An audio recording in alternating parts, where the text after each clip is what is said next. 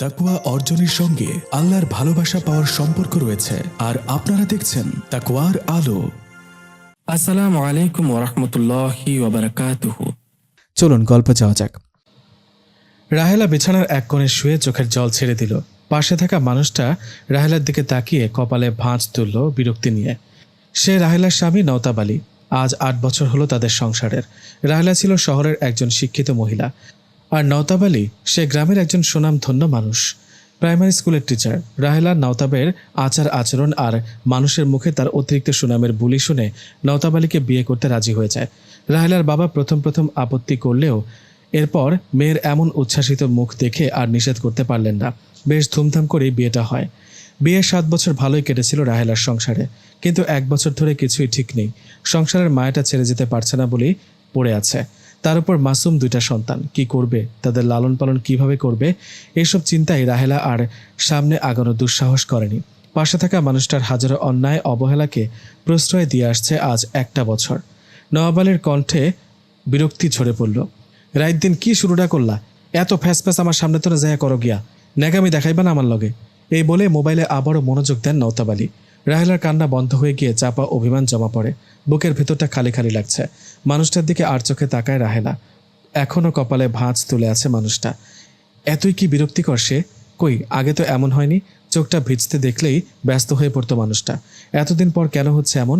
মোবাইলে এত কি দেখেন? শুদ্ধ বাংলা ভাষার কথাটি বলে নওতাব আলীর দিকে তাকালো রাহেলা। সে জানে তার স্বামী মোবাইলে কিসে ব্যস্ত। মেয়েটার ছবিও দেখেছে সে। মেয়েটা বেশ রূপবতী বলা চলে, কিন্তু এই রূপের বাহার দিয়ে কি হবে? মেয়েটার মন মানসিকতা যে এতটা নীচ, ঘরে স্ত্রী আছে জেনেও মেয়েটা কি করে দিনের পর দিন এভাবে। না, দম বন্ধ হয়ে আসছে রাহেলার। নওতাব আলী এবার রেগে গিয়ে বলে, তোরে কইতে হইব আমি কি করতাছি? এখন তোরে জবাব দেওয়ান লাগবো আমার, হ্যাঁ? চেঁচিয়ে উঠলেন নওতাব আলী। রাহেলা চাপা স্বরে 2 হাত জড়ো করে বলে, আল্লাহর দোহাই লাগে আস্তে কথা বলুন, পাশের ঘরে ছেলেমেয়েরা আছে। নওতাব আলী দমে যান। চোখ দিয়ে রাগান্বিতভাবে রাহেলার দিকে তাকিয়ে উল্টো দিকে ফিরে আবারও ব্যস্ত হয়ে পড়েন। রাহেলা চাপা নিঃশ্বাস নিয়ে বিছানা ছাড়ে। মানুষটার পাশে গা ঘুলিয়ে আসছে। দরজার খিল খুলতেই পেছন থেকে নওতাব আলী কড়া কথায় থেমে যায় সে। কারে জিগায় গর্তন বাড়িতাছোস? মাহতাব আফরার কাছে যাচ্ছি। আমার চাহিদা মিটাইব কেডা? রাহেলা এবার রেগে গিয়ে বলে, কেন, তোমার হাতে যেটা আছে ওইটা তোমার চাহিদা সরাইতে পারে না? আবারও চেঁচিয়ে উঠল নওতাব আলী, তোর মুখ বাইরে গেছে না? লাই পাইছস, হ্যাঁ? রাহেলা দরজার খিল লাগিয়ে বিছানায় এসে শুয়ে পড়ল। আর ঝামেলা চায় না সে। মানুষটার জন্য নিজের সন্তানদের কষ্ট দিতে পারবে না। সে যত কষ্টই পাক, কষ্ট পেতে পেতে মরে যাক। নীরবে 1 ফোঁটা জল গাল বেয়ে বালিশে গড়িয়ে পড়ল রাহেলার। কেটে গেছে কয়েকটি বছর। মা কল্যাণপুরে আমাদের দায়িত্ব দেওয়া হয়েছে। এখানে নতুন একটা হাসপাতাল গড়া হয়েছে। আমাদের স্টাফরা দায়িত্বরত অবস্থায় থাকতে হবে। তাই আমরা কালই রওনা দিতে চাচ্ছি, কি বলো? ফাহমিদা আহমেদ চশমা নেড়ে ছেলের কথার প্রত্যুত্তরে বললেন, বাবা জাওয়াদ, এটা তো আমার জন্য খুশির সংবাদ যে তুমি মানুষের সেবা করবে। তোমাকে তো ডাক্তার সেজন্যই বানিয়েছি। তুমি নির্দ্বিধায় যাও। জি মা, দোয়া করবেন। আমার দোয়া তোমার সাথেই আছে। জাওয়াদ মুচকে এসে আরেক লোকমা ভাত মুখে তুলল। জাওয়াদ বছরখানেক হলো ডাক্তারি পাশ করে বেরিয়েছে। মাম্মাস প্রিন্স বলা চলে। মায়ের অনুমতি ছাড়া কিছুই করে না সে। অত্যন্ত ভদ্র আর শান্তশিষ্ট ছেলে জাওয়াদ। মাও তার এমন সন্তানকে নিয়ে সন্তুষ্ট। প্রত্যেক মাই চায় তার সন্তানরা বাধ্য হোক, মাম্মাস প্রিন্স হয়ে থাকুক। আজ বাড়িতে হইচই পড়ে গেছে। রাহেলা বেগম উচ্চস্বরে কান্না করছেন। গায়ের লোকেরা এসে নানান কথাবার্তা ছুড়ে দিয়ে যাচ্ছে। তা শুনে রাহেলার কাটা খায়ে নুনের ছিটা লাগছে যেন। রাহেলার দোষ না হওয়া সত্ত্বেও অনেকে এসে রাহেলাকে দোষী সাব্যস্ত করে যাচ্ছেন। তাদের একটাই কথা, রাহেলার কোনো দোষ না হলে কি নওতাবের মতো এত ভালো মানুষ আরেকটা বিয়ে করে? কিন্তু রাহেলা তো জানে তাদের চোখে ভালো মানুষটা কতটা নিকৃষ্ট হয়ে গেছে, কিন্তু সে কাউকে কিচ্ছু বলতে চায় না। অপবাদের বোঝা তো তাকে এমনিতেই বয়ে বেড়াতে হবে। নিজেকে হালকা করতে ঘরে গিয়ে দরজায় খিল দিয়ে আবারও কান্নায় ভেঙে পড়ল রাহেলা। দূর থেকে মায়ের এমন করুণ কান্না সহ্য করতে পারল না আফরা। চোখ মুছে দৌড়ে সেই পুরনো তেঁতুল গাছটার নিচে গিয়ে বসল। মন খারাপের সময় এই জায়গাটাই আফরার সঙ্গী। নিজের মনের দুঃখ এখানে এসে অনেকটা কমে যায়। সব দিনের থেকে আজ তার কষ্টগুলো অনেক গুণ, কারণ আজ তার বাবা নওতাব আলী বিয়ে করেছেন। গ্রামের মানুষদের থেকে জেনেছে যে তার বাবা নতুন বউকে নিয়ে গ্রামের প্রান্তে এক কুটিরে উঠেছে। সেই কুটিরটাও বাবার, হয়তো তার নতুন বউয়ের জন্যই ছিল। বুঝ হওয়ার পর থেকে বাবা আর মায়ের ঝগড়া দেখে আসছে আফরা। তার মা অত্যন্ত বুদ্ধিমতী, ভালো। গ্রামের অনেকে মায়ের প্রশংসায় পঞ্চমুখ, কিন্তু একমাত্র বাবাই একজন যে মায়ের প্রশংসা করে না, বরং কারণে অকারণে মায়ের গায়ে হাত তুলতে দেখছে আফরা। পুরুষ মানুষ বুঝি এমন হয়? আনমনে বিড়বিড় করে উঠল আফরা। এলোকে সে চুল কোমর অবধি ছড়িয়ে আছে। বসন্তের হাওয়া মন প্রাণ ছুঁয়ে দিচ্ছে আফরার। কান্নাও আসছে ভীষণ, কিন্তু সে কাঁদতে চায় না। তাকে তার বাবার মুখোমুখি হতে হবে, তাকে শক্ত হতে হবে। আমার মাকে কেন কষ্ট দিল সেটা তো তাকে জানতে হবে। 2 হাত মুষ্টিবদ্ধ করে মাটি আঁকড়ে ধরে বসে রইল আফরা। তার চঞ্চল দৃষ্টি সামনের পুকুর পাড়ের অশান্ত ঢেউয়ের দিকে। আফরা সবেমাত্র 14 পেরিয়েছে বয়স। গ্রামের কম দামি একটা স্কুলে 8ম শ্রেণীতে পড়ছে। মায়ের খাটানো পরিশ্রম দ্বারাই সে এতদূর আসতে পেরেছে। বাবা তো বরাবরই ছিল তাদের জন্য অবহেলার। জাওয়াদ, হামজা, প্রণয় আরও অনেকে কল্যাণপুরে এসেছে, আসতেই ব্যস্ত হয়ে পড়েছে। গ্রামের অনেক হতদরিদ্র এসেছে চিকিৎসার জন্য, কিন্তু তাদের স্টাফের ডাক্তাররা তাদের বিনে পয়সা চিকিৎসা দিয়ে যাচ্ছে। জাওয়াদ দেখতে পাচ্ছে অনেকের চোখে অশ্রু খেলা করছে, অনেক কৃতজ্ঞ চোখ তাদের দিকে ছলছল চোখে তাকাচ্ছে। হামজা আকাশের দিকে তাকিয়ে মুচকি হাসল। কোনো অসহায় ব্যক্তির উপকার করতে আল্লাহ তাকে সুযোগ করে তো দিয়েছেন। রবের দরবারে অসংখ্যবার শুকরিয়া জানায় হামজা। হামজা চমৎকার একজন ব্যক্তিত্বের অধিকারী। তার গাম্ভীর্য, ব্যক্তিত্ব সবাইকে মুগ্ধ করতে বাধ্য। সবচেয়ে আকর্ষণীয় তার চোখ দুটি, কুচকুচে কালো মণিতে স্বচ্ছ চোখের আশপাশ। সে কথা বললে অত্যন্ত গভীর স্বরে বলে, হাসে খুবই কম, হাসলে মুচকি হাসে। স্টাফের সকলরা তাকে হুজুর নামে আখ্যায়িত করেছে। 5 ওয়াক্ত নামাজ ঠিকঠাক মতোই আদায় করে হামজা। তার উপর এবার সে দাড়িটাও রেখেছে। দাড়ির কারণে তাকে বেশ পবিত্র দেখায়, তার চলনে সুন্নতের আভাস। তাই সবাই তাকে হুজুর বলেই খ্যাপানোর চেষ্টা করে। কিন্তু হামজা আগের মতো হুট করে রেগে যায় না। যখন থেকে জেনেছে রাগটা শয়তানের পক্ষ থেকে আসে, তখন থেকে নিজেকে সংযত করার আপ্রাণ চেষ্টায় আছে, যদিও বা হিমশিম খায় মাঝে মাঝে। জাওয়াদের মাঝে মাঝে হামজাকে দেখে হিংসে হয়। সে এত পড়ালেখা করে, কিন্তু হামজার আগে কখনো যেতে পারেনি। ক্লাসের টপ 10 হয়ে হামজা বরাবরই থেকে যায়। ডাক্তারি পাশেও তার থেকে নম্বর এগিয়ে পেল। আর সারাদিন সে বইয়ে মুখ গুজে থেকেও জাওয়াদ ভাবনার অতল থেকে বেরিয়ে এলে হামজার কথা শুনে, জাওয়াদ চল গ্রামটা একটু ঘুরে আসি, এখানে মসজিদ কোথায় জানাও হয়ে যাবে। গ্রামে আসার পর থেকে মসজিদ চোখে পড়ল না। এ বলে হালকা ভ্রু ভাঁজ করে চিন্তিত ভঙ্গিতে পকেট থেকে ফোন বের করলো হামজা। জাওয়াদ রাতের রিপোর্ট নার্সের হাতে দিয়ে হামজার সাথে বেরিয়ে পড়ল। হামজা ফোনে কথা বলছে। দেখো মিতু, তোমার এমন অবাধ চলাফেরা আর অকারণে ফ্রেন্ড সার্কেলের সাথে রাত বিরাতে ঘুরে বেড়ানো একদম পছন্দ নয় আমার। মা বলল কালো তুমি সন্ধ্যার পর বাসায় ফিরেছ। মিতু, তুমি জানো আমি এমন বিষয়ে কতটা পজিটিভ, তোমাকে কতবার বুঝাবো বলো। এই বলে বিরক্তি নিয়ে মাথায় হাত বুলালো হামজা। ওপাশে কি কথা বলছে মিতু জানে না জাওয়াদ, কিন্তু এটা জানে মিতু হামজার স্ত্রী। হামজার হঠাৎ পরিবর্তনে মিতু চমকে আছে। তার উপর যেটা মিতু নিত্যদিনের অভ্যাস, সেটা সে হামজার কথাতেই ছাড়তে পারছে না। মিতু আর হামজা দুজনকে বেশ পছন্দ করে বিয়ে করেছে, কিন্তু মাঝ থেকে হামজার পরিবর্তনে বরাবরই কিছু না কিছু নিয়ে ঝগড়া লেগেই যাচ্ছে তাদের মধ্যে। আধুনিক মনা মেয়ে মিতু, হামজা দাসী নাকি যে তার কথায় উঠতে বসতে হবে? হামজা কেন যে আদিমকালের মতো কথাবার্তা বলছে? অপর পাশে মিতুর বিরক্তি ভরা নিঃশ্বাসের শব্দ শোনা যাচ্ছে। হামজা ক্লান্ত হয়ে ফোন পকেটে পুরে নিল। জাওয়াদ মুখ খুলল। তুই এভাবে ওর উপর প্রেশার কেন দিচ্ছিস? তুই তো জানিস মিতু কেমন। হুট করে তোর এমন কথা সে তো মানতে পারছে না। সময় নে। হামজা চুপ রইল। দীর্ঘশ্বাস ছাড়া ভেতর থেকে কিছুই বের হলো না তার। আপনি আমার মাকে কেন কষ্ট দিলেন মাস্টার সাহেব? নাওতাব আলী চমকে তাকালেন মেয়ের দিকে। মেয়ের মুখে এমন বলি শুনবেন আশা করেননি তিনি। আফরা এবার গলায় জোর ঠেলে বলল, কি গো নতুন বউ, আপনার সোয়া মিরে বলেন না উনি আমার মায়েরে কেন কান্দাইলেন? নতুন বউটা অবাক হয়ে তাকিয়ে রইল আফরার দিকে। নাওতাব আলীর নতুন স্ত্রীর নাম নুরি। নুরি জানে এই মেয়ে তার স্বামীর মেয়ে, কিন্তু মেয়েটা তার বাবার সাথে এমন বেয়াদবের মতো কথা বলছে কেন? রাগে কপাট ফুলে উঠল নুরির। আফরা চুলে হাত খোপা করতে করতে বলল, আমি বেয়াদব না গো নতুন বউ। আমার মায়ে আমারে মাস্টার সাহেবের মতো শিক্ষা দেয় নাই, কিন্তু সমাজের মেলা মানুষ আছে যাদের লাগা মাঝে মাঝে একটু অসভ্যতামি না করলেই নয়। নুরির চোখ ফুরিয়ে এলো আফরার কথা শুনে।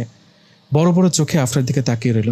সবচেয়ে অবাক হলো নুরি যে আফরাকে মনে মনে বেয়াদব বলেছে সেটা কিভাবে বুঝলো? মারাত্মক বুদ্ধিমতী এই মেয়ে, বেঁচে চলতে হবে এর থেকে। নুরি বিড়বিড় করলো কিছু। আফরা এবার আবার বাবার দিকে তাকিয়ে ফের কিছু বলল। নাওতাব আলী এবার ধমকে উঠলেন আফরাকে, মেলাক্ষণ ধরে তোর কথা শুনতাছি। মাস্টার সাহেব কি লাগাইছস? তোর বাপ লাগি, তুই জানিস না? বাপের লোকে কিরম করে কথা কইতে হয় জানিস না তুই? আফরা হাসলো, তাচ্ছিল্য ভরা হাসি। তার কাজল কালো চোখ দুটিও হাসছে সাথে। হাসতে হাসতে বলল, হ বাপই তো, তা আব্বা মায় কান দেখেন? নাওতাব আলী বিরক্তি নিয়ে বললে, আমি জানবো কেমনে? তুমি জানো না আব্বা? নাওতাব আলী কিছু বললেন না, হন করে বেরিয়ে পড়লেন। আফরা বাবাকে পেছন থেকে হাঁক পেরে বলে, ঘরে চাইল নাই মাস্টার সাহেব। নাওতাব কিছুক্ষণের জন্য থেমে যান, আবার বাজারের দিকে রওনা দেন। আফরা হাসে মুচকি হাসি।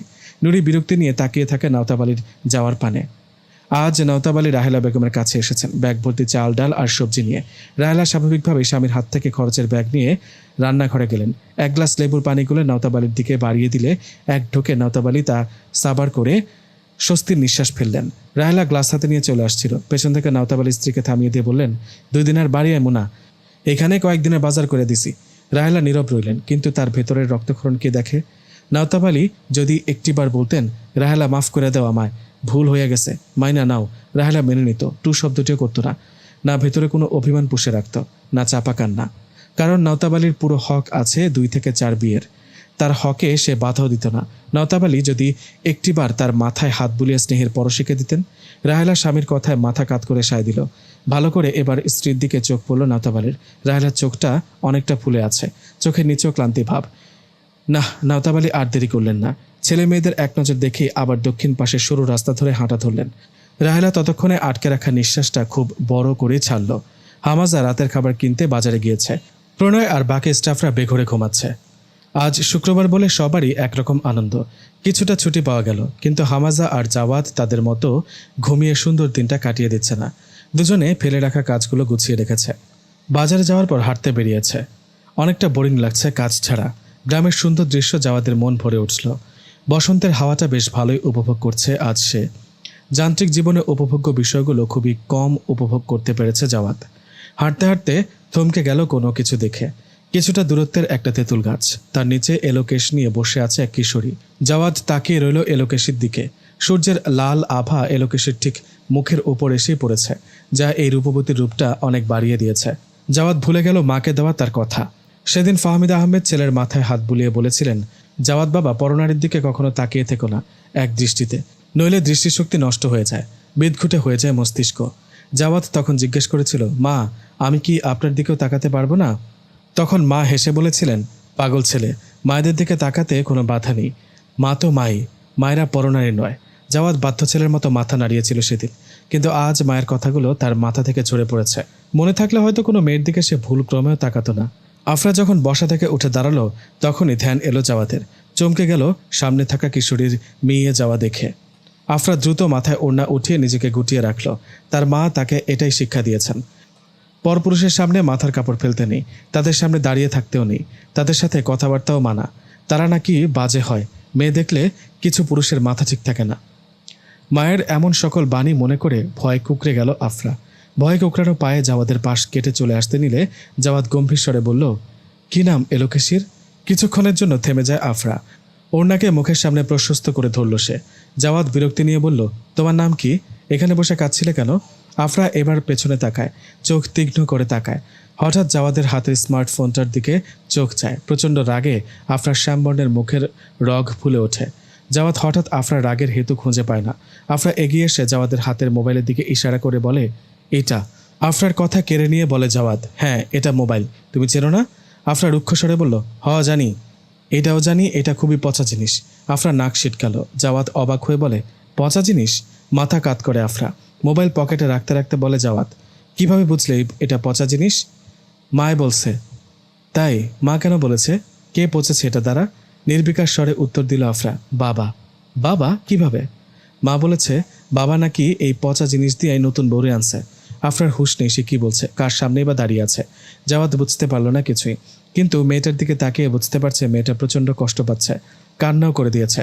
জাওয়াদ কিছু বলতে যাওয়ার আগেই দৌড়ে চলে গেল আফরা। আফরার যাওয়ার পানে তাকিয়ে বেশ অবাক হলো জাওয়াদ। তবে মেয়েটার তাকে দেখে মেয়ে যাওয়া বেশ ভালোই লাগলো। শহরে হাঁটা চলার পথে অনেক মেয়েই দেখেছে সে, যাদের চোখে পড়েছে তাদের চলাফেরায় আফরার মতো জড়তা ছিল না। যতক্ষণ জাওয়াদের সামনে দাঁড়িয়েছিল মেয়েটা কেমন করে নিজেকে গুটিয়ে রেখেছিল, আর তার লজ্জাবতীর মতো মিয়ে যাওয়া মুখ। চোখ বন্ধ করে ফেলল জাওয়াদ। বাতাসের শোঁ ধ্বনি কানের কাছে এসে ঝিনঝিন আওয়াজ তুলেছে। রোমাঞ্চকর অনুভূতি। এমন অনুভূতির সাথে পূর্বে পরিচিত হয়নি। সে সাথে কিশোরীর হৃদয় স্ফুটিত কথার বাচন। জাওয়াদ জানে না তার কি হচ্ছে। এভাবেই বা অজানা কিসের ছটফটানি? না, আর দাঁড়িয়ে থাকলো না সে। আসরের নামাজের জন্য মসজিদের দিকে রওনা দিল। হুমাজার সাথে থাকতে থাকতে নামাজে রেগুলার হচ্ছে জাওয়াদ। পা কাঁপিয়ে জ্বর এসেছে রাহেলা বেগমের, তার উপর অস্বাভাবিক খিঁচুনি। মায়ের পাশে বসে দিশেহারা হয়ে বসে আছে আফরা। কি করবে, কিভাবে মায়ের অসুখ সারাবে বুঝতে পারছে না। বাবাও বাড়িতে নেই। আফরা ভাবছে রাহেলা বেগম মৃদুস্বরে বিড়বিড় করেন, আমি মইরা যামু রে, মইরা যামু। আফরা ভীতু চোখে মায়ের দিকে তাকায়, সাহস করে উঠে দাঁড়ায়। না, মায়ের কষ্ট সে সহ্য করতে পারবে না। লোকটার কাছে গিয়া খবর লওন লাগবো, নইলে মায় মইরা যাইব। বিড়বিড় করে ঘরের দরজা বাইরে থেকে খিল দিয়ে দৌড়ে যায় আফরা। হাঁপাতে হাঁপাতে বাবার দ্বিতীয় সংসারের ঘরের দরজায় এসে টোকা দেয় আফরা। কয়েকবার আব্বা আব্বা বলে ডেকেও সাড়া পায় না সে। হতাশ হয়ে ফিরে আসতে চাইলে খেয়াল হয় তার ঘরের দরজায় ঝুলন্ত ইয়া বড় তালার দিকে। আশেপাশে ঘাড় ঘোরায় আফরা, কোথাও কেউ নেই। আবার দৌড়ে আসে মায়ের কাছে। মায়ের বাহু ধরেই নিজেই মাকে নিয়ে হাসপাতালের দিকে রওনা দেয়। রাহেলা বেগম কোনো রকম মেয়ের দিকে তাকান। মেয়েটার গাল বেয়ে অশ্রু চুঁয়ে পড়ছে। যা বুঝার বুঝে যান তিনি। হয়তো মানুষটা। চোখ বন্ধ করে মেয়ের বাহুতে ভর করে হাঁটতে থাকেন রাহেলা বেগম। চেম্বারে এসে চমকে উঠল আফরা। কালকের লোকটা সাদা অ্যাপ্রন পরে গম্ভীর ভঙ্গিতে রিপোর্ট কার্ডে চোখ বুলাচ্ছে। আপনি কি ডাক্তারবাবু? মেয়েলি কণ্ঠে চোখ তুলে জাওয়াত। এলোমেলো উদ্ভ্রান্তের মতো লাগছে আফরাকে। হাতের কাজ রেখে আফরার দিকে তাকিয়ে ব্যতিব্যস্ত হয়ে বলে, হ্যাঁ তুমি? আমার মায় কেমন জানি করতেছে ডাক্তারবাবু, আপনি একটু দেখেন না। থেমে থেমে যাওয়া আফরার কথা বুঝতে দেরি হলো না জাওয়াতের। দ্রুত পায়ে বাহিরে বের হতে হতে বলল, চলো তো। পেছনে পেছনে হেঁটে যাচ্ছে আফরা। রাহেলা বেগমের কাছে যেতেই বুঝতে পারল হামাজা আগেই মহিলাকে ওটিতে শিফট করেছে। জাওয়াতকে দেখে দ্রুত এগিয়ে এসে বলল হামাজা, আমি মেডিসিন দিয়েছি, এখন কিছুটা উন্নত অবস্থা। হাঁপ ছেড়ে বাঁচ না জাওয়াত। আফরা ভয়ে ভয়ে এগিয়ে এলো জাওয়াতের দিকে। আমার মায়ের কি হয়েছে ডাক্তারবাবু? তোমার মা এখন সুস্থ আছেন পিচ্চি। জাওয়াতের কথায় চোখ মুখ চিকচিক করে উঠল আফরার। হুমাজা তাদের আলাপ রেখে চোখ নিচু করে দ্রুত পায়ে সেই স্থান ত্যাগ করলো। তা তোমার নামটা তো জানা হলো না। আফরা? বাহ, বেশ নাম তো। তো লেখাপড়া করছো? মাথা নাড়ায় আফরা। কিসে? এবার নবমে। আচ্ছা। জাওয়াদ আর কি বলবে খুঁজে পায় না, তবে আফরার সাথে অনেক কথা বলতে ইচ্ছে করছে। আফরার কাজল দুটি আঁখিতে না চাইতে বারবার চোখ চলে যাচ্ছে জাওয়াদের। আফরার অস্বস্তি হচ্ছে। মাথায় কাপড় ঠেলে মাকে নিয়ে বেরিয়ে যেতে লাগলো আফরা। তুমি যে প্রতিদিন এই তেঁতুলতলায় বসে থাকো, ভয় করে না তোমার? আফরার পাশে বসতে বসতে কথাটি বলল জাওয়াত। জাওয়াতকে এক পলক দেখে উদাস নয়ন আবারও সামনে পুকুর পাড়ের অশান্ত ঢেউয়ের খেলা দেখতে মনোযোগী হলো আফরা। গত 2 দিন ধরে জাওয়াত এমন করে হুটহাট এখানে চলে আসে। নিজে এসে আফরার সঙ্গে আলাপ জমাতে চেষ্টা করে, কিন্তু আফরার উদাসীন মনে জাওয়াতের খেয়াল আসেই না। জাওয়াত এলেই আফরা উঠে চলে যেত, কিন্তু আজ ইচ্ছে করে উঠল না, বসে রইল আগের ভঙ্গিতে। জাওয়াত নিজের ব্যবহারে নিজেই চমকে যাচ্ছে। যে ছেলে কোনো নারী দেখলে দূরে থাকতো, সে কি করে নারীর কাছে ঘেঁষছে। এক নিমিষে যেন জাওয়াদের এতদিনের চরিত্রটা পাল্টাতে শুরু করেছে। মাঝে মাঝে নিজেকে বিদঘুটে লাগে জাওয়াতের। মায়ের সাথে দেওয়া কথাগুলো মনে হয়। বুক চিরে দীর্ঘশ্বাস বেরিয়ে আসে। তার এতদিনের অভ্যাসগুলো কি আফরাকে দেখে পাল্টে যাচ্ছে? কই, আফরার থেকেও কত সুন্দর রমণী তার পিছু নিত, সে তো পাত্তাই দিত না। তাহলে এই সাধারণ এলোমেলো রমণীকে দেখে কেন? উত্তর পায় না জাওয়াত। জানেন ডাক্তারবাবু, আজ মেলা দিন বাবায় আমগরে দেখতে আসে না, কই গেছে এটাও বলা যায় না। আফরার কথায় খানিক চমকালেও নিজেকে আবার স্বাভাবিক করে নিল জাওয়াত। আগেই আফরার পরিবারের খবর সে নিয়ে রেখেছে। আকাশ পানে তাকিয়ে বলল জাওয়াত। আফরা, আগেও বলেছি, এখনও বলছি, সব পুরুষ এক হয় না আফরা। বিরক্তিতে ভ্রু ভাঁজ হয়ে উঠল আফরার। সেদিন জাওয়াতকে অনেক কথাই শুনিয়েছে সে। এক কথায় জের ধরে দুজনের মাঝে বিতর্ক লেগে গিয়েছিল। ডাক্তারবাবু, আমারে বুঝায়েন না, আপনি বারবার এখানে কেন আসেন? গ্রামের লোক দেখলে আমগোর বদনাম হইব, আমার মায়ের মুখে চুনকালি পড়ব। জাওয়াদ নীরব ভঙ্গিতে বসে রইল। আফরা উঠে চলে আসতে চাইলে পেছন থেকে জাওয়াদের কথা শুনে চমকে যায়। আমার জন্য অপেক্ষা করতে পারবে লোকেশি? বৈধভাবে তোমাকে নিজের করে নেব, তোমার সম্মানে এতটুকুও কালি আসবে না। আফরার চোখ জলে ভরপুর। অন্তত জাওয়াদকে সে ভালো ভেবেছিল, সেও কিনা একই পথের পথিক। দাঁড়ালো না আফরা। দ্রুত পায়ে চলে আসার পথে হামাজার সাথে দেখা হয়ে গেল। তাকে দেখে দ্রুত চোখ নামিয়ে হেঁটে চলে গেল হামাজা। এই মানুষটাকে আফরার চমৎকার লাগে। মানুষটা কেমন অদ্ভুত। চকিত নয়নে হামাজার যাওয়ার দিকে চেয়ে থাকলো সে। চোখের আড়াল হলো হামাজা। চোখ ফিরিয়ে বিড়বিড় করলো আফরা। এই লোকটাও হয়তো মাস্টার সাহেব আর ডাক্তারবাবুর মতো। উঠোনে বসে ছোট ভাই মাহতাবের সাথে খেলা করছিল আফরা। তখনই আগমন ঘটে জাওয়াতের। বাড়ির ভেতর জাওয়াতকে দেখে ঘাবড়ে যায় আফরা। ভয়ের চোখে তাকিয়ে দৌড় দিতে নেয়, আর তার আগেই জাওয়াত পথ আটকে দাঁড়ায়। রাহেলা বেগম তখন রান্নাঘরে ব্যস্ত। আফরা মা বলতেই ব্যতিব্যস্ত হয়ে রান্নাঘর থেকে বেরিয়ে এলেন রাহেলা। এসে জাওয়াতকে দেখে চমকে উঠলেও হেসে এগিয়ে এসে আপ্যায়নের ভঙ্গিতে বললেন, আরে বাবা, হঠাৎ, ভেতরে এসো, বসো। জাওয়াত কিছুক্ষণ আফরার দিকে তাকিয়ে রাহেলা বেগমের দিকে তাকায়। রাহেলা মেয়েকে ইশারা করে ঘরের ভেতর চলে যাওয়ার জন্য। আফরা দেরি না করে দ্রুত ভাইকে নিয়ে ঘরের ভেতর ঢুকে দরজা বন্ধ করে দেয়। রাহেলা বেগম এবার পূর্ণ দৃষ্টিপাত করেন জাওয়াদের দিকে। একটু আগের হাসি হাসি মুখ উবে যায় রাহেলার। শক্ত মুখে রুক্ষ ভাষায় বলেন রাহেলা, আমরা গরিব বলে ভেবো না আমাদের মান সম্মান নেই। যা ইচ্ছে তা করবে, আর হাসি মুখে এসব বেহায়াপনা দেখে চুপ থাকবো? আর যদি আমার মেয়ের সাথে তোমাকে দেখেছি তো এই গ্রামের 14 পুরুষ ডেকে তোমাকে হেনস্থা করতে এতটুকুনো বাঁধবে না আমার। আর মনে রেখো, আমিও শহরের শিক্ষিতা মেয়ে, আর সবচেয়ে বড় কথা, আমি আমার মেয়ের মা। ওর ছায়া, ওর গায়ে এতটুকু কালি আমি বেঁচে থাকতে লাগতে দিব না। ভালো হয় এখন তুমি চলে গেলে। ধীর স্থিরভাবে কথাগুলো শেষ করে চলে যাচ্ছিলেন রাহেলা বেগম। যদি বলি আপনার মেয়েকে আমি বিয়ে করতে চাই? জাওয়াদের কাঁপা স্বরের কণ্ঠে বিনয় ঝরে পড়ছিল। রাহেলা চমকে তাকান পেছনে। জাওয়াদ অনুনয়ের স্বরে বলে, প্লিজ মা, আমায় ফিরিয়ে দিবেন না। আমি সত্যি আফরাকে চাই। ওর বদনাম হবে দেখে আমি হাজার চেষ্টা করে নিজেকে 2 দিন আটকে রেখেছি, আর পারিনি মা, তাই ছুটে এসেছি। আফরাকে আমি বৈধভাবে চাই। শেষ কথা, আসতে পারো। নির্বিকার চিত্তে কথাগুলো বলে রাহেলা বেগম নিজের কাজে গিয়ে ব্যস্ত হয়ে পড়লেন। আফরা কাঠের জানালায় উঁকি দিয়ে তাকিয়েছিল। জাওয়াত সেদিকে তাকিয়ে হতাশার দীর্ঘশ্বাস ছাড়ল। আফরা আস্তে ধীরে শক্ত চকিতে গিয়ে বসল। অকারণে কান্না পাচ্ছে তার।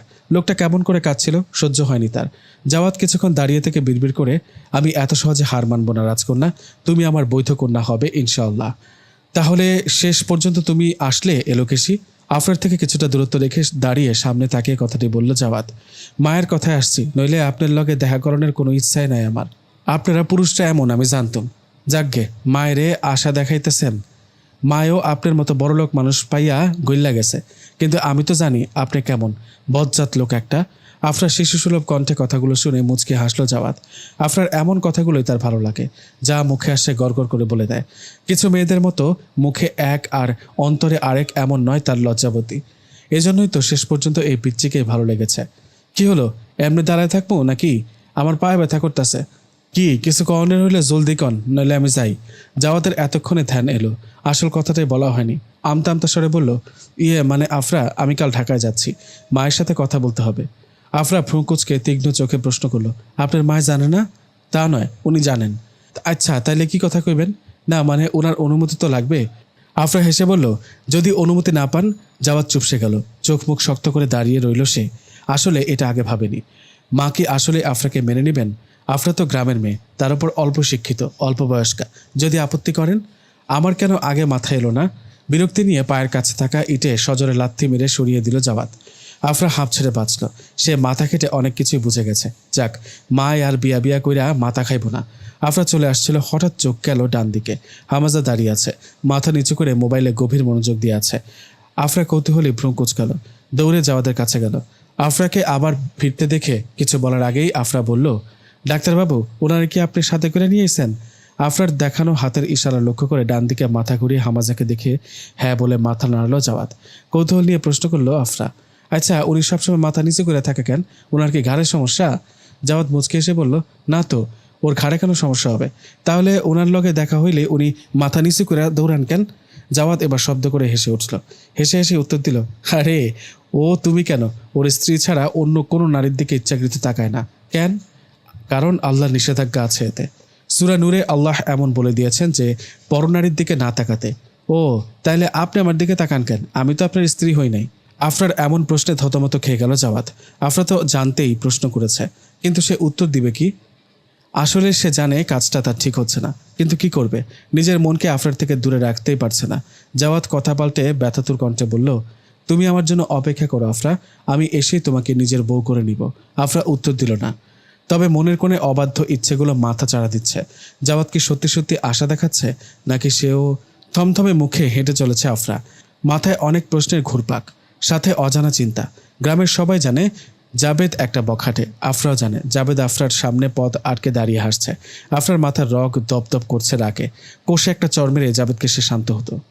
কিন্তু কি গো লজ্জাবতী, লজ্জা কই গেল তোর? পর পুরুষের সামনে দিন দুপুরে গা ঘেঁষতে বুঝি লজ্জা থাকে না? জাবেদের বৃষ্টি ভাষায় বলা কথাগুলোয় আফরার রাগ যেন উপচে পড়ছে। নিজের গায়ের সর্বশক্তি দিয়ে জাবেদের গালে আঘাত করল সে। জাবেদ রাগে অগ্নিমূর্তি ধারণ করে আছে। চেঁচিয়ে বলল, আফরা, তোর মতো লাফাঙ্গা সবাইরে ভাবিস না, নইলে হাত পা ভাঙ্গা পকেটে বইরা দিমু। রাগে ফুসছে জাবেদ, হাত মুঠ করে বলল, তোরে আমি দেইখানে আফরা, আমারে দূর দূর করে তাড়াইছিস, এর প্রতিশোধ আমি নিয়েই ছাড়বো, দেখানিস। ভয় কারে দেখাস রে? মনে নাই হেদিনের কথা? আমার হাতের মাইর খাইয়া বিছনায় পড়েছিলি 2 দিন। এমন ভয় অন্য কারো গিয়ে দেখাইস। আফরা তোরে ভয় পায় না, যা যা। জাবেদ হন হন করে চলে গেল। আফরাকে সে বিয়ের প্রস্তাব দিয়েছিল, কিন্তু আফরা উল্টো তাকে অপমানই করেছে। মনের ক্ষোভে জ্বলে উঠল জাবেদ। সে এর প্রতিশোধ নিবেই। মসজিদ থেকে অনেকক্ষণ হলো বেরিয়েছিল হামাজা। পথিমধ্যে ঝগড়ার আওয়াজে থেমে গেল। দাঁড়িয়ে দাঁড়িয়ে অনিচ্ছাকৃতভাবে আফরার ঝগড়া দেখেছিল সে। মেয়েটার সাহসের প্রশংসা করা যায় বটে। এমন মেয়ে খুব কমই দেখেছে সে। মেয়েটা শুধু তাদের দেখলেই ভয় ভয় থাকে। নাকি মেয়েটা ভয়ের অভিনয় করে কে জানে, নইলে এর সাথে তো দিব্যি ঝগড়া করলো এক পায়ে। কিন্তু মেয়েটার যথেষ্ট দোষ রয়েছে। মেয়েটা যেখানে পরিপূর্ণ পর্দার সহিত থাকার কথা সেখানে সে টোটো করে ঘুরে বেড়ায়। জাওয়াদের কাছ থেকে সব শুনেছে হামাজা, অনেক বুঝিয়েছেও জাওয়াদকে। তাই জাওয়াদ এবার মাকে মানিয়ে আফরাকে বৈধভাবে গ্রহণ করার কথা ভাবছে। সংযত চোখের কথা তো সে ভুলেই গিয়েছিল। বেখেয়াল বশত এতক্ষণ আফরার দিকে তাকিয়ে কথাগুলো ভাবছিল সে। দ্রুত নিজেকে সামলে এক মুহূর্ত আর দাঁড়ালো না হামাজা। শয়তান সবসময় একেবারে পেছনে পড়ে থাকে। তার এই ফিতনার যুগে নিজেকে সংযত রাখতে এক প্রকার যুদ্ধই করতে হয়। যেখানে যাবে সেখানেই মেয়ে, হাটে ঘাটে মাঠে সব জায়গায় মেয়েদের আনাগোনা। কিন্তু মেয়েদের জন্য উত্তম ছিল ঘর থেকে বের না হওয়া, বের হলেও পরিপূর্ণ পর্দার সহিত। আজ যদি গোটা বিশ্বের মেয়ে মা ফাতেমা রাদিয়াল্লাহু তাআলা আনহা, আয়েশা রাদিয়াল্লাহু তাআলা আনহা, খাদিজা রাদিয়াল্লাহু তাআলা আনহার মতো মর্যাদাশীল নারীদের অনুসরণ করত, তাহলে আজ এত কঠিন সময় পার করতে হতো না হামাজার মতো ব্যক্তিদের, যারা নিজেদের সংযত রাখতে চায় একনিষ্ঠভাবে। নিজের ঘরবাড়ি তো ঠিক নেই। মৃত্যুর কথা মনে হতেই বুক ছিঁড়ে দীর্ঘশ্বাস বেরিয়ে এলো হামাজার। সকাল সকাল এমন খবর শুনবে হামাজার কল্পনাও ছিল না। মৃত্যু রেপড হয়েছে। কাল দীর্ঘ রাত পর্যন্ত বান্ধবীর বাসায় ছিল। আসার পথে একদল বখাটের কবলে পড়েই হামাজার চোখ মুখে বিষাদের ছায়া। সে সহজে কাঁদে না, কিন্তু আজ ডুকরে মুখ ঢেকে কাঁদছে। একটু আগে মা ফোন দিয়ে জানালেন এমন ঘটনার পর মৃত্যু নিজেই অতি পাওয়ারের ঘুমের ওষুধ খেয়ে ঘুমিয়ে পড়েছে, যে ঘুম থেকে মৃত্যু আর উঠবে না। জাওয়াদও আজ হামাজার সাথে বেরোচ্ছে। হামাজার দিকে তাকাতে পারছে না সে। প্রচণ্ড ভালোবাসত মৃত্যুকে ছেলেটা, তাই তো এত কিছুর পরও মৃত্যুকে সহ্য করে নিত সে। হাসপাতালের বারান্দায় অনেকক্ষণ ধরে আফরা বসে আছে, তার চোখে মুখেও বিষাদের ছায়া। জাওয়াদ একটু বেশি স্বপ্ন দেখাচ্ছে তাকে, আর তার কিশোরী অবাধ্য মনটাও সেই স্বপ্নের আশা বনে যাচ্ছে। জাওয়াদ আজ কথা দিয়েছে ফিরে এসে তাকে সাথে নিয়ে যাবে। জাওয়াদ হামাজা অনেকক্ষণ হলো বেরিয়েছে। দুজনেই চোখের আড়াল হতেই আফরা অজান্তে কেঁদে উঠল। মনটা কিসের যেন কু ডাকছে। মৃত্যুর অন্তিম কাজ শেষ করে বিষণ্ণ মনে ঘরে ফিরল হামাজা। টেবিলের দিকে তাকিয়ে ভেতরটা হু হু করে উঠল তার। টেবিলের ওপর মৃত্যুর ফ্রেমে বন্দি ছবিটা এখনো পড়ে আছে। কি প্রাণবন্ত আর চঞ্চল লাগছে মৃত্যুকে এই ছবিতে। হাসি খুশি মেয়েটা কি জানতো এভাবে তাকে পরপারে পাড়ি জমাতে হবে। মৃত্যু, তুমি কি একটু ধৈর্য ধরতে পারলে না? আমাকে কি বলা যেত না? আমি তো তোমার স্বামী ছিলাম। তোমার কি মনে হয়েছে আমি মৃত্যু তোমাকে ছেড়ে দিব? এটা কিভাবে ভাবলে তুমি? তুমি জানতে না আত্মহত্যা মহাপাপ, এর জন্য যে জাহান্নামের আগুনে দগ্ধ হতে হবে? ইয়া আল্লাহ, আমার মৃত্যুকে তুমি মাফ করে দিও। মুখ থেকে ডুকরে কেঁদে উঠল হামাসা। মা প্লিজ, আপনি এমন করবেন না। আমি আপনার সব কথা শুনবো মা। কান্না থামান মা। কাপা স্বরে কথাগুলো বলে থামলো জাওয়াদ। তোমার কাছে এমন কিছু আশা করিনি বাবু। তোমাকে আমি যে শিক্ষায় বড় করেছি সে শিক্ষায় তোমায় এমন করতে শিখায় না। তুমি একজন উচ্চশিক্ষিত এস্টাবলিশ ছেলে। তুমি কি করে গ্রামের অল্প শিক্ষিত একটা মেয়েকে বিয়ের কথা ভাবো? মা ও আলাদা মা। আমি না চাইতেই মা। আমি তোমার কাছে কৈফিয়ত চাইছি না। আমি অবাক হচ্ছি তোমায় দেখে। যে ছেলে আমার কথার অবাধ্য হয়নি, কখনো কখনো উচ্চস্বরে কথা বলেনি, সেই কিনা আজ একটা অল্প শিক্ষিতা মেয়ের জন্য আমার সাথে উঁচু আওয়াজ তুলল। বলতে বলতে চোখে আবারও অশ্রুটা ভিড় করলো ফাহমিদা আহমেদের। জাওয়াদ এগিয়ে গিয়ে মায়ের পায়ের কাছে বসলো। ফাহমিদা বেগম মুখ ঘুরিয়ে বসে রইলেন। চোখের অশ্রু ছেড়ে দিয়ে চুপচাপ মায়ের কোলে মাথা রাখলো জাওয়াদ। তখন একটু বেশি হাইপার হয়ে গিয়েছিল সে। তার উপর যখন মা মুখের ওপর নিষেধ করে দিলেন, সাথে গ্রামের মেয়ে বলে কটূক্তি করছিলেন আফরাকে নিয়ে, তখন নিজেকে সংযত রাখতে পারেনি। অনেক কিছু মায়ের মুখের উপরই বলে দিয়েছিল সে, কারণ আফরা একদমই তেমন নয় যেমন মা তাকে ভেবেছিলেন। সে তো আফরাকে খুব কাছ থেকে দেখেছে, একদম স্বচ্ছ একটা মেয়ে। ছেলের চোখের অশ্রু ফাহমিদা আহমেদের চোখ এড়ালো না। সস্নেহে ছেলের মাথায় হাত বুলিয়ে দিতে লাগলেন তিনি। জাওয়াদ চুপচাপ চোখ বন্ধ করে পড়ে রইল। এক সপ্তাহ যেমন তেমন করে কেটে গেল আফরার। মায়ের কথা মতো নামাজেও রেগুলার হয়েছে সে। আজকাল অকারণে মন খারাপ হয়ে থাকে আফরার। মনের কোণের ভয়টা উঁকি চুকে মেরে বারবার এলোমেলো করে দিয়ে যায় আফরাকে। তার ডাক্তারবাবু কি আসবে না তাকে নিতে, নাকি সবই ছিল ছলনা? আফরা দীর্ঘশ্বাস ছাড়ে মায়ের ঘুমন্ত মুখটার দিকে তাকিয়ে। মাটা আজকাল খুব বেশি চুপচাপ হয়ে থাকে। মায়ের হাসিটা তো সে অনেকদিন যাবৎ দেখে না। কি হাসি খুশি ছিল তার মাটা, সব হাসি নিমিশে কেড়ে নিল। বাবার কথা মনে হতে মনটা বিষিয়ে উঠল আফরার। সেই সাথে মনে হলো জাওয়াদ ও এর ব্যতিক্রম হতে পারে না। আক্রোশের চোখ মুখ শক্ত হয়ে উঠল আফরার। এক সপ্তাহে দম নিতে কষ্ট হচ্ছিল জাওয়াদের। সে বুঝে গেছে আফরাকে ছাড়া চলবে না তার। তাই কাল সারা রাত মায়ের পায়ের কাছে বসেছিল জাওয়াদ। অবশেষে মাকে মানাতে পেরে খুশিতে বাকবাকম হয়ে গেছে সে। 3 দিন পরই মাকে নিয়ে আফরার কাছে যাবে সে। সেদিনই মায়ের কথা মতো কাবিন হয়ে থাকবে। নিজের ঘরে এসে হাত পা ছড়িয়ে শুয়ে স্বস্তির নিঃশ্বাস ফেলে জাওয়াদ। মাথা থেকে অনেক বড় চিন্তা নেমে গেছে, নইলে তো আফরা তাকেও ধোঁকাবাজ ভাবত। এমনিতে এই মেয়েটা সবাইকে খারাপ ভাবার ছুঁচো আছে। ভাই প্লিজ, তুই আজই কল্যাণপুর রওনা দে। আজ রাতেই খুব ক্রিটিক্যাল রোগীর অপারেশন করতে হবে। আমাকে ফোন দেওয়া হয়েছে, কিন্তু এদিক দিয়ে আমি যেতে পারছি না। আমি আসতে 2 দিন লাগবে। প্লিজ ভাই, তুই যা। অনুনয়ী কণ্ঠে বলল জাওয়াদ। হামাজা গম্ভীর সুরে বলল, আচ্ছা, বলেই কেটে দিল। ব্যস্ত থাকলে অবশ্যই সে ভালো থাকবে। সন্ধ্যায় স্টেশনে গাড়ি এসে থামল। চারিদিকে তখনই মাগরিবের আজানের সুর। কাঁধের ব্যাগ হাত থেকে নামিয়ে নামাজের উদ্দেশ্যে মসজিদে রওনা দিল হামাজা। রাত্রি প্রায় 10টা। রাহেলা বেগমের প্রেশার বেড়ে গেছে। বাবা আজ বাড়িতে আসলেও একটু আগে বেরিয়ে গেছেন। আফরা মায়ের হাতের বাটন মোবাইলটা নিয়ে বাবার নাম্বারে ডায়াল করলে সেটা ব্যস্ত হয়ে ফিরে আসে।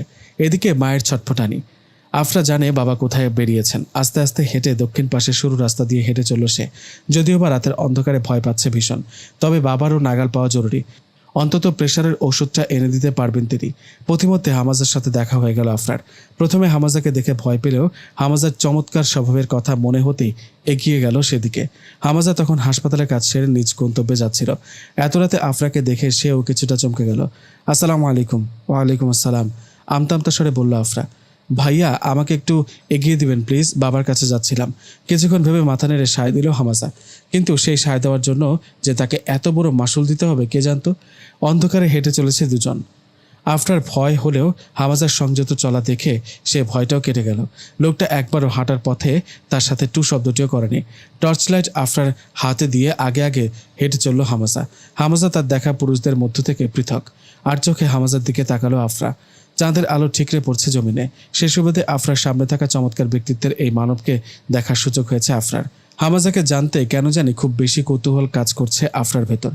ভাবতে ভাবতে প্রশ্ন করল আফরা, আচ্ছা আপনারা কি আইসেন? প্রতি উত্তরে মাথা নাড়ল হামাজা। ডাক্তারবাবু আইসেন? না। ছোট করে উত্তর দিয়ে বেশ জোরে হাঁটা তোল হামাজা। মনটা মৃত্যু চিন্তায় তিক্ত হয়ে আছে। তার উপর আফরার কথা শুনেও বিরক্ত লাগছে। মেয়েটার কি লাজ শরম নেই? এভাবে পরপুরুষদের সম্পর্কে খোঁজি বা কেমন করে নেয়? বিড়বিড় করলো হামাজা। হামাজার বিরক্তিকর চোখ মুখ দেখে চুপ করে গেল আফরা। অযথায় কেন বিরক্ত করবে মানুষকে? যে কথা বলার কোনো মানেই হয় না। মা সবসময় একটা কথাই শিখিয়েছিলেন, যাই হোক নিজের আত্মসম্মান আত্মমর্যাদা বোধকে কখনো ছেড়ে দিবে না। আর মুহূর্তের হামাজার শক্ত ব্যবহারে আফরার আত্মসম্মানে গিয়ে লাগলো। সে কি এমন বলল? অযথায় ভাব দেখাচ্ছে। বিড়বিড় করলো আফরা। কে? চোখের উপর সামনে থেকে টর্চের আলো ফেলতেই ভরকে গেল আফরা। হামাজা স্বাভাবিকভাবেই তখনও হেঁটে চলেছে। আরে মাস্টার সাহেবের ওই ডিঙ্গি মাইয়া চিনলানা চাচা? দেখো রাত বিরাতে পর পুরুষের গা ঘেঁষে বেড়াইতেছে। জাবেদের কথা শুনে পাশে চলা লোকগুলোর কানা ঘুষে আর ফিসফিস বেড়ে গেল। হামাজার চলা থেমে গেল। সে এবার সরাসরি আফরার দিকে এক পলক তাকিয়ে চোখ ফিরিয়ে নিল। প্রচণ্ড রাগ বিরক্ত দুটোর সংমিশ্রণে হামাজার অবস্থা বেহাল। আফরা ভয়ে কোঁকড়ে আছে, কারণ গ্রামে রাতের বেলায় যুবক যুবতী হাঁটা মানেই গায়ে কলঙ্কের দাগ। এই ভয়টাই প্রথম পাচ্ছিল আফরা। জাবেদ ততক্ষণে চেঁচিয়ে উঠেছে। আফরার প্রতি ক্ষোভের প্রতিশোধ আজ সে নেবার মনস্থির করে নিয়েছে। চাচারা, আপনারা দাঁড়ায় দাঁড়ায় দেখতেছেন কি? মাইয়া তো গায়ের মান সম্মান মাইরা দিতেছে। আফরা মাথা নিচু করে অনুনয়ের স্বরে বলে, বিশ্বাস করেন আপনারা, ওই জাবেদ মিথ্যা বলতেছে। আমি আমার বাবারে আনতে যেতেছি। ডাক্তার সাহেবরে রাস্তায় দেখা বলছে আগায় দিতে, কারণ আমি সাথে করে লাইটটা নিয়ে আসি নাই। মায়ের শরীরের অবস্থা দেখা এখন পুত্রির মালা জপিস না, তো লীলা খেলা দেখা আইতাছি। চাচা, আপনারা দেখেন নাই বলেন? এই দিন ওই তেঁতুলতলায় বসা ছিল না? পাশে থাকা সোজা মিয়া হো হো বইলা মাথা নাড়ালেন।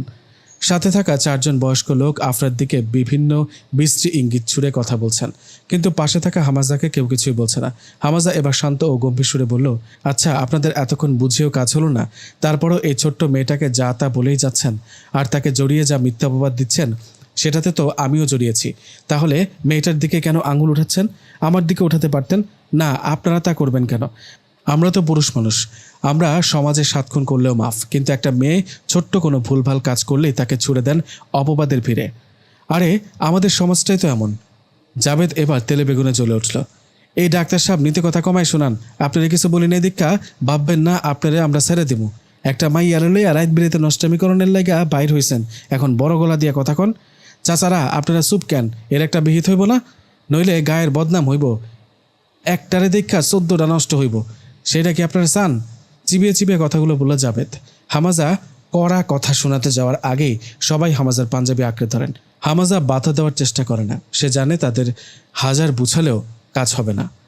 চোখ মুখ শক্ত করে আফরার দিকে তাকিয়ে বিড়বিড় করল হামাজা। আফরার চোখ ছলছল করছে, সেই সাথে আতঙ্কে হাত পা কাঁপছে রীতিমতো। গ্রামে তাদের আলাদা স্থান ছিল, সম্মান ছিল, সেটাও তার জন্য আজ দলা পাকিয়ে কান্না আসলো আফরার।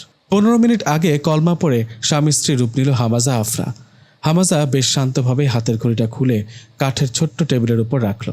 পরনের ডাক্তারি ড্রেসটাও পাল্টে সাধারণ ড্রেস আপ করলো। আফরা বসে আছে মায়ের পায়ের কাছে। মাকে সব বলেছে, তবুও এখন মুখ ফিরিয়ে বসে আছেন রাহেলা বেগম। আফরা ঘর থেকে বের হওয়ার 5 মিনিটেই প্রেশারটা নেমে গিয়েছিল রাহেলা বেগমের, কারণ মাহতাব তখন হাতে করে কোথা থেকে প্রেশারের ঔষধ মায়ের হাতে তুলে দিয়েছিল। নিজের সুস্থতা অনুভব করার পরেই আফরার খোঁজ নিতে গিয়ে অস্থির হয়ে পড়েন রাহেলা বেগম, কারণ তখনও আফরা ঘরে নেই। আফরার খোঁজে যখন বেরিয়েছেন রাহেলা, ততক্ষণে দেরি হয়ে গেছে। রাহেলাকে প্রতিমধ্যে চেয়ারম্যানের সহচররা খোঁজ দেন আফরার। সেখানে গিয়ে রাহেলা বেগম এমন কিছু শুনবেন আশা করেননি। প্রথমে ভেবেছিলেন হয়তো ব্যক্তিটা জাওয়াত হবে, কিন্তু হামাজাকে দেখার পর অবাক হলেন তিনি। তখন সবার কোথাও ভুল হচ্ছে এমনটা বলতেই রাহেলা বেগমের ওপর চটে গেলেন সবাই। রাহেলা লজ্জায় এক হাত ঘোমটার নিচে মাথা নিচু করে রইলেন। তখন নাওতা বালির উপস্থিতিতে হামাজার সাথে জোরপূর্বক বিয়েটা হতে হলো আফরার। ভাবনার জগৎ ছেড়ে বেরিয়ে এলেন রাহেলা। আফরা কান্না করছে। রাহেলা বেগম শান্ত স্বরে বললেন, ওই ঘরে তার স্বামী অপেক্ষা করছে, যা। আফরা তখনও মায়ের পা জড়িয়ে ধরে বসে আছে। মা কি বলছেন তার কিছুই মাথায় ঢুকছে না। রাহেলা বেগম নিজের পা গুটিয়ে মেয়ের বাহু ধরে উঠালেন। মায়ের দিকে ছলছল চোখে তাকালো আফরা। রাহেলা বেগম অনেকক্ষণ ধরে তাকিয়ে রইলেন মেয়ের দিকে। বিয়ে হওয়ার কয়েক মিনিট পর থেকেই যেন মেয়েটা তার এক লাফে বড় হয়ে গিয়েছে। নিজের চিন্তাধারার ওপর নিজেই হেসে উঠলেন রাহেলা। খুব ভোরে ঘুম ভাঙল আফরার। নিজেকে হামাজার পাশে দেখে আতকে উঠল কিছুক্ষণের জন্য। উঠতে গিয়ে বাধা পেল হামাজার পেশিবহুল হাতে। খুব আরাম করে ঘুমাচ্ছে তাকে পিষে ধরে লোকটা। রাগে মাথা দপদপ করে উঠল আফরার। সে এই বজ্জাত লোকটার কাছে আসতেই চায়নি, শুধু মায়ের জন্যই। আজ মাকে তার জন্যই অসম্মানিত হতে হলো। কিন্তু লোকটাকে দেখলে মনে হয় কিছুই হয়নি, কি স্বাভাবিক করে চলছে, কথা বলছে। কাল রাতে ঘটে যাওয়া ঘটনা মনে হতেই রাগটা বেড়ে গেল আফরার। হামাজার হাত কামড়ে দিয়ে এক লাফে বিছানা ছাড়ল সে। ধীরে ধীরে চোখ খুলো হামাজা। দেওয়াল ঘড়িটার দিকে তাকিয়ে 2 হাতে তালুতে দোয়া পরে ফুঁ দিয়ে চোখ মুখের ওপর খুব স্বাভাবিকভাবেই হাত বুলিয়ে বিছানায় উঠে বসল সে। আফরা তখন কৌতূহল নিয়ে হামাজার কার্য দেখছিল। আফরার দিকে তাকিয়ে মুচকে এসে উঠল হামাজা। সকাল থেকে আকাশে মেঘ জমেছে। আফরা বসে আছে মাটির বারান্দায়, চোখের অশ্রু দিয়ে টলমল করে চেয়ে আছে হামাজার যাওয়ার পানে। যেতে যেতে আফরার কপালে ওষ্ঠদ্বয় ছুঁয়ে দিয়ে গেছে হামাজা। এ এক অজানা হৃদয়স্পর্শী অনুভূতির সাথে পরিচিত আফরা। সেই থেকে আঁখি জলে পরিপূর্ণ আফরার। মানুষটার কোনো কিছুই বুঝতে পারে না সে। আজ সেই ঘটনার 5 দিন পেরোলো। হামাজা হাসপাতালের উদ্দেশ্যে বেরিয়েছে অনেকক্ষণ, কিন্তু আফরা সেই যে বসে আছে আর উঠার নাম নেই। মাথায় অনেক চিন্তায় ঘুরপাক খাচ্ছে। সেই সাথে যেতে যেতে হামাজার দিয়ে যাওয়া ছোট্ট উপদেশ, রেডি থেকো, এসেই রওনা দিব। হামাজার বলে যাওয়া এমন কথা মিলাতে পারছে না আফরা। সে কোথায় বা যাওয়ার কথা বলছে, আর কেনই বা তাকে বলছে। অজানা ভয়ে ভেতরটা কুকড়ে উঠল আফরার। কিরে, এখনো বসে আছে সেখানে? জামাই চলে আসবে তো, রেডি হবি না? আফরা চমকালো। ঘাড় ফিরিয়ে মায়ের দিকে তাকিয়ে ভারী কণ্ঠে বলল সে, মা তোমরা কি বলতেছ? আমি কেন রেডি হমু? আর উনি কই যাওয়ানের কথা কইলেন? উনি কই যাবেন মা? রাহেলা হেসে মেয়ের মাথায় হাত বুলিয়ে বলেন, শুধু জামাই যাইব না মা, তুইও যাবি তোর শ্বশুর বাড়ি। স্তব্ধ হয়ে কয়েক মিনিট বসে রইল আফরা। মাথাটা ভনভন করছে। মানে শহরে? হ্যাঁ রে মা। আফরা আর কিছু বলল না, চুপচাপ বসে রইল সে। জাওয়াদের মুখটা মানসপটে হুটহাট ভেসে উঠেছে আফরার। মানুষটা যদি তার খুঁজে আসে, আর তাকে যদি খুঁজে না পায়। রাহেলা বেগম দীর্ঘশ্বাস ছেড়ে মেয়ের পাশ থেকে উঠে রান্নাঘরের দিকে যেতে লাগলেন। হাসপাতালে ঢুকেই জাওয়াতকে দেখেই হামাজার মুখে কালো মেঘে ছেয়ে গেল। কাল রাতে জাওয়াত তাকে জানিয়েছিল সে আসছে। হামাজার বুকটা হু হু করে উঠল। নিজের মনের অবস্থা না কাউকে দেখাতে পারছে, না জানাতে। বাইরে ঝুম বৃষ্টি হচ্ছে।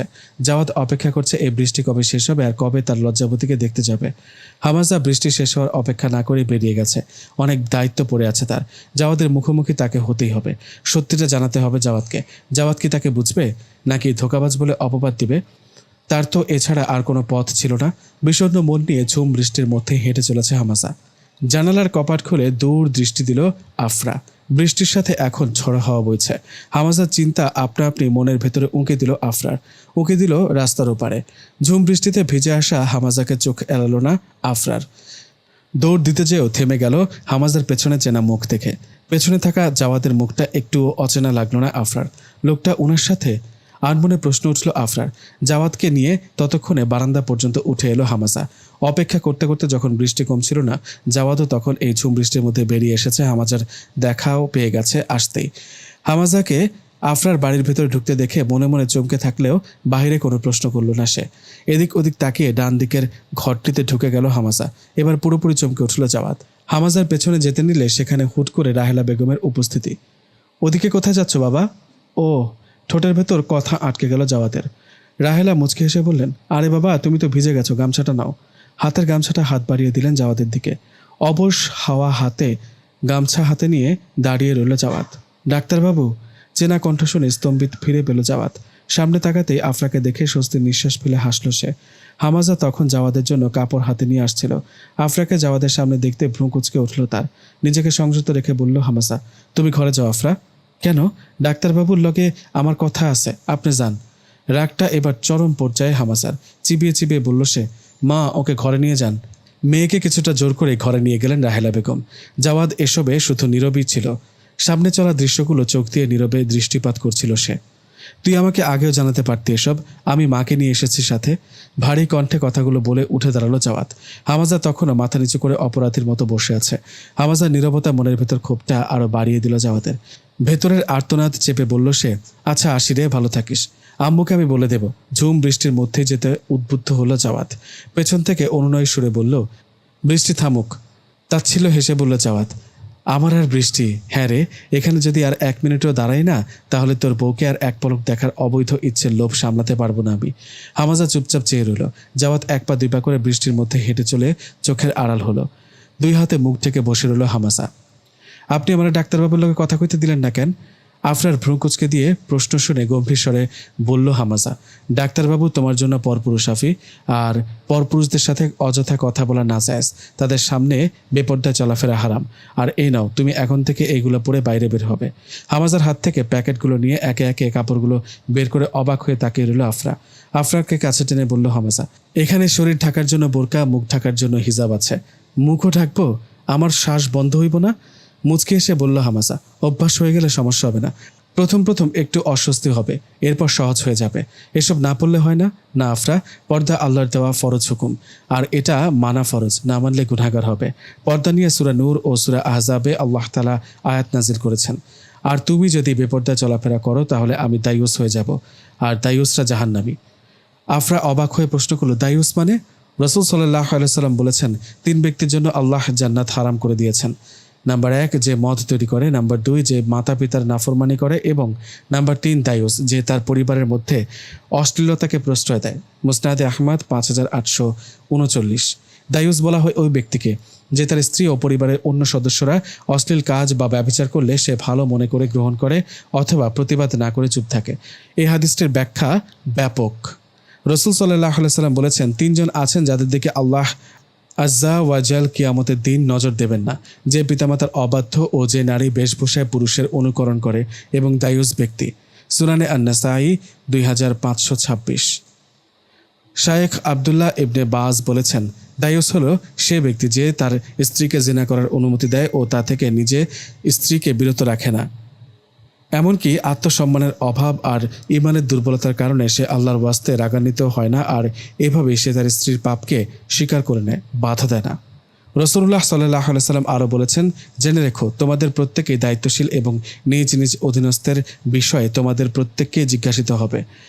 একজন পুরুষ তার পরিবারের স্ত্রী ও কন্যার ব্যাপারে দায়িত্বশীল, অতএব সে তার দায়িত্বশীলতার বিষয়ে জিজ্ঞাসিত হবে। তুমি কি চাইবে আমি দায়ুস হয়ে জাহান্নামে দগ্ধ হই? প্রত্যুত্তরে না বোধক মাথা নাড়ালো আফরা। তুমি কি আমার মৃত্যুর অপেক্ষায় আছো বাবু? চোখ বুজে বিছানায় শুয়েছিল জাওয়াত। মায়ের কথায় বিচলিত হলো সে। এমন কথা বলছেন কেন মা? আসুন বসুন তো আমার পাশে। মায়ের হাত টেনে নিজের পাশে বসালো জাওয়াত। আমার কি নাতি নাতনির মুখ দেখার সৌভাগ্য হবে না বাবু? মাথা নিচু করে বসে রইল জাওয়াত। মায়ের কথার ইঙ্গিত খুব ভালো করে বুঝতে পারছে সে, কিন্তু নিজেকে স্বাভাবিক করে উঠতেই পারছে না। মনের কোণে আফরা যেন বসে আছে পুরোটা জুড়ে।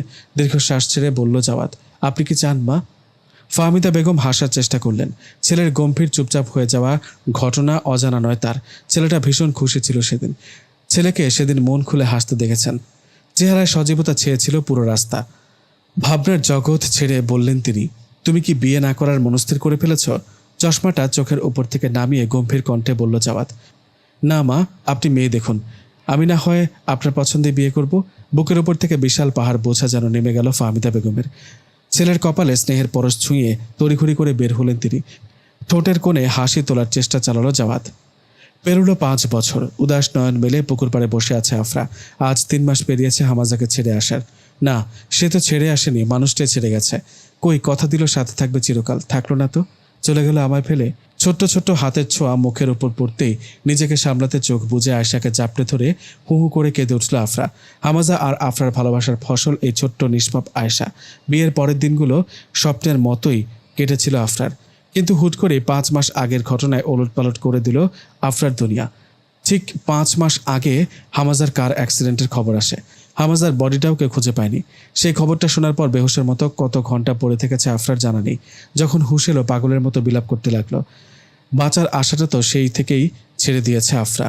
শুধু মেয়েটার দিকে তাকিয়েই দিন পার করছে সে। সবর আম্মি, এবং অবশ্যই আমি তোমাদিগকে পরীক্ষা করব কিছুটা ভয়, ক্ষুধা, মাল ও জানের ক্ষতি ও ফল ফসল বিনষ্টের মাধ্যমে। তবে সুসংবাদ দাও সবরকারীদের। যখন তারা বিপদে পতিত হয় তখন বলে, নিশ্চয়ই আমরা সবাই আল্লাহর জন্য এবং আমরা সবাই তারই সান্নিধ্যে ফিরে যাব। তারা সে সমস্ত লোক যাদের প্রতি আল্লাহর অপরন্ত অনুগ্রহ ও রহমত রয়েছে, এবং এসব লোকই হিদায়তপ্রাপ্ত। সূরা বাকারা আয়াত 155 থেকে 157। থেমে থেমে আফরার পাঠিতব্য আয়াতটা শুনতেই চোখ ভিজে উঠল আফরার। 4 বছরে মানুষটা মেয়েটাকে যে কত কিছু শিখে গেছে যা আমি কখনোই শিখাতে পারিনি। ভাবতে ভাবতে মুচকে হাসলো আফরা। মায়ের কোলে উঠে চোখ বুজে বলল আয়েশা, কুল্লু নাফসিন জায়কাতুল মাউত। আম্মি, আব্বুর সাথে আমরা সবুজ সবুজ জান্নাতে দেখা করব আম্মি। কেঁদো না আম্মি, আমি আল্লাহকে বলেছি আল্লাহ আমার আব্বুর সাথে তাড়াতাড়ি দেখা করাতে। আয়েশার মুখ চেপে ধরল আফরা। মায়ের দিকে ছলছল চোখে তাকিয়ে রইল আয়েশা। কাঁদো কাঁদো গলায় বলল আফরা, এভাবে বলতে নেই আম্মু। আব্বুর সাথে তুমি দেখা করবে, কিন্তু আল্লাহর দেওয়া নির্ধারিত সময় এলে। আমার কথায় ভুল হয়ে গেছে আম্মি, তাই না? ঠোঁট চেপে কান্না আটকে মেয়েকে নিজের সাথে মিশিয়ে নিয়ে বিড়বিড় করলো আফরা। তুই তো আমার বেঁচে থাকার শক্তি রে মা। আব্বুর সাথে দেখা করতে গেলে আম্মি যে একা পড়ে যাব। এদিকে তাহলে তুই বিয়ে করেছিস প্রায় 2 বছর? হামাজার কথার প্রত্যুত্তরে মাথা নাড়ালো জাওয়াদ। এতই রাগ করেছিলে জানানোর প্রয়োজন বোধ করলি না? মাথা নিচু করে বসে রইল সে। যাক, ভাবিকে আমার সালাম দিস। বিষণ্ণ মুখে হামাজার দিকে চেয়ে রইল জাওয়াদ। হাতের ব্যান্ডেজ খুলতে খুলতে বলল হামাজা, সুস্থ হওয়ার পর তোর কাছে কেন ছুটে এলাম জানিস? হামাজার কথার প্রত্যুত্তরে নীরব রইল জাওয়াদ। মুচকে হেসে বলল হামাজা, কারণ আমি জানতাম আমার অনুপস্থিতিতে তুই আমার পরিবারের পূর্ণ খেয়াল রাখছিস। আফরা শহর থেকে দূরে থাকলেও তুই ঠিকঠাকই দূর থেকে খবর নিয়েছিস। আমাকে সারিয়ে তোলার জন্য তুই রাত দিন এক করেছিস।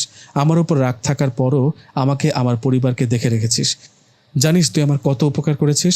যদি আফরা জানতে পারতো আমি কোমায় আছি, তাহলে আমার অ্যাক্সিডেন্টের খবর শুনে নিজেকে সামলে নিতে পারলেও এখানটায় ঠিক পাগলামি করতো। কিন্তু তুই শক্ত হাতে 2 দিক সামলে নিয়েছিস রে। তোর এই ঋণ আমি কিভাবে পূরণ করব জানি না। তোর কাছে আমি চিরকাল কৃতজ্ঞ হয়ে থাকবো। হামাজার পিঠ চাপড়ে বলল জাওয়াদ, যা তো ভাই, ভাবির সাথে গিয়ে আগে দেখা কর, আর পাম কম দিস। আমি তো চিন্তা করছি তোকে দেখে ভাবি কি রিয়াক্ট করবে। ভূত ভূত বলে চিৎকার দিবে না, বেহুশ হয়ে যাবে। হামাজা হাসতে হাসতে উঠে দাঁড়ালো। প্রেয়সীর দেখা পাবার ছটফট তো তার মধ্যেও। আল্লাহ হাফেজ, সাবধানে যাবি। আমি কালই গ্রামে আসছি ইনশাল্লাহ। হামাজাকে বিদায় জানিয়ে দরজা আটকে দিল জাওয়াদ। দেওয়ালে লটকানো বিশাল ফ্রেমের ওপর থেকে পর্দা তুলে তাকিয়ে রইল সে। বিড়বিড় করল জাওয়াদ, মাফ করে দিও হুমায়রা পাখি। আমার করা ভুলের কারণে প্রতিনিয়ত অনুশোচনায় দগ্ধ হচ্ছি। কালই আসছি তোমার কাছে হুমায়রা পাখি।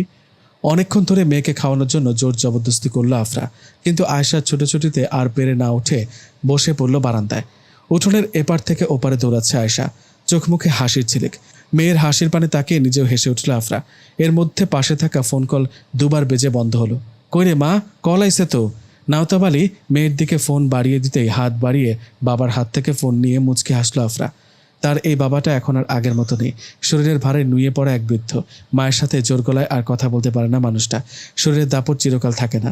কথাটি মনে হতে মনে মনে হেসে উঠল আফরা। নতুন মাটার চরিত্র নিয়ে আগেই সন্দেহ ছিল আফরার, আর সেটা সত্যি হলো বিয়ের 6 মাস পরই। বাবার কাছ থেকে 1 লাখ টাকা মেরে পালিয়ে গেছে মেয়েটা, আর সেই থেকে সে তার বাবাকে ফিরে পেয়েছে। কল ধরতো মা, এত কি ভাবাভাবি করিস পুরো দিন? কথাটি বলে নাওতাব আলী লাঠিতে ভর দিয়ে ঘরে ঢুকলেন। আসসালামু আলাইকুম আম্মু, ভালো আছেন? সালামের জবাব নিয়ে ভারী কণ্ঠে বললেন আফরার শাশুড়ি, তুমি কি এই মায়ের কাছে ফিরবা না মা? আফরা মিনমিন করে, এখানে উনি আছেন, ওনার স্মৃতি। আমি পারবো না মা, দম বন্ধ হয়ে আসবে। রাখছি আম্মু, কাল আসছো তুমি ইনশাল্লাহ। আফরা চমকে উঠল। প্রতি উত্তর করার সুযোগ না দিয়ে কলটা কেটে দিলেন ভদ্রমহিলা। আব্বু, আব্বু!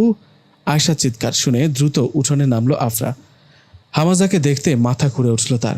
চোখের সামনের সবকিছু আস্তে আস্তে ঝাপসা হতে হতে অন্ধকার হয়ে আসলো আফরার। কান্নার আওয়াজটা কোথা থেকে বলুন তো? অর্থ ওঠা চাঁদের আলোতে পুকুর পাড়ে বসে চাঁদ বিলাস করছিল আফরা, হামাজা। হঠাৎ করে কান্নার আওয়াজ আসতেই চমকে উঠল দুজন।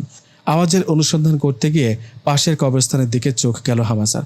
আফরাকে বাড়ির ভেতর দিয়ে সে কবরের দিকে এগিয়ে গেল। কান্নারত মানুষটাকে সে চেনে, জাওয়াত। হুমায়রার কণ্ঠ শুনতে কান্না থেমে গেল জাওয়াতের। চোখ মুছে নিজেকে সামনে নিয়ে হাতের টর্চ লাইট জ্বালালো সে। ভাবির মৃত্যুর খবরটা মায়ের কাছ থেকেই পাওয়া, কিভাবে হলো? আর সে গ্রামেই বা আসলো কেন? তোর কাছে কেন ছিল না? এবার ডুকরে কেঁদে উঠল জাওয়াত। আমার দোষ ভাই, আমি ওকে কখনোই আপন ভাবিনি। নিজের চাহিদা শেষ, ওকে তাই দেখ না কিভাবে ছেড়ে গেল। মরিচিকার পেছনে ছুটতে গিয়ে আমি আমার হুমায়রা পাখিকে হারিয়ে ফেললাম রে ভাই। আমার এ অনুশোচনা শেষ হবার নয়। এই গ্রামের মেয়ে ছিল আমার হুমায়রা পাখি, মাই পছন্দ করে রেখেছিলেন। অতঃপর ওনার পছন্দতেই বিয়ে অবধি গ্রামের অর্ধশিক্ষিত মেয়েরা আমায় চোখ খুলে দিয়েছিল, বুঝিয়ে দিয়েছিল আমি যাকে ভেবে নিজের জীবন নষ্ট করেছি সে শুধুই আমার মরিচিকা। আর তার সাথে এ নিয়ে তুমুল ঝগড়া। অতঃপর সে রাগ করে বাবার বাড়ি চলে আসে। পুরো 8 মাস ও আমার থেকে দূরে ছিল। আমার হুমায়রা পাখিকে একবারও মন ভরে দেখার সুযোগ পাইনি জানিস ভাই। এমন একদিনে হুট করে ওর শূন্যতা ভীষণভাবে অনুভব করলাম। ও আমায় ছেড়ে আসার পর থেকে নিজের ভেতরটা খালি খালি লাগছিল। তখন জোর করে নিজেকে ব্যস্ত রাখি, কিন্তু পারিনি। ওর মায়ায় পড়ে গিয়েছিলাম, আল্লাহর প্রদত্ত এই মায়া। যতই উপর রাগ দেখাই, ও আমার মনে বিশাল স্থান জুড়েছিল। আমি তখন আড়াল থেকে ওর খোঁজ খবর নেওয়া শুরু করি। কত হতভাগা স্বামী আমি। নিজের স্ত্রীর কাছে যেতে লুকোচুরি করতে হতো, কিন্তু নিজেকে আর আটকে রাখতে না পেরে ওকে ফিরিয়ে আনতে যখন গ্রামে আসলাম অনেক দেরি হয়ে গিয়েছে। ও সাদা কাপড়ে জড়িয়েছিল, পুরো শরীর রক্তাক্ত ছিল। এক হাত দিয়ে আমি ওর রক্ত পরিষ্কার করেছি ভাই। এই দুটো হাত দিয়ে আমি ওকে এই কবরে শুয়েছি ভাই। কাঁপা কাঁপা হাত দুটো হামাজার দিকে বাড়িয়ে দিল জাওয়াত। ভারী কণ্ঠে বলল জাওয়াত। কিভাবে হলো ভাবির মৃত্যু? ও অন্তঃসত্ত্বা ছিল। সেদিন হঠাৎ করে ওর অবস্থা খারাপ হয়েই। কান্নার ধমকায় কথা আটকে রইল জাওয়াতের। চোখ মুছে কবর জিয়ারত করে জাওয়াতের কাঁধে হাত রাখল হামাজা। এক দৃষ্টিতে হুমায়রার কবরের দিকে শান্ত চোখে তাকিয়ে রইল জাওয়াত।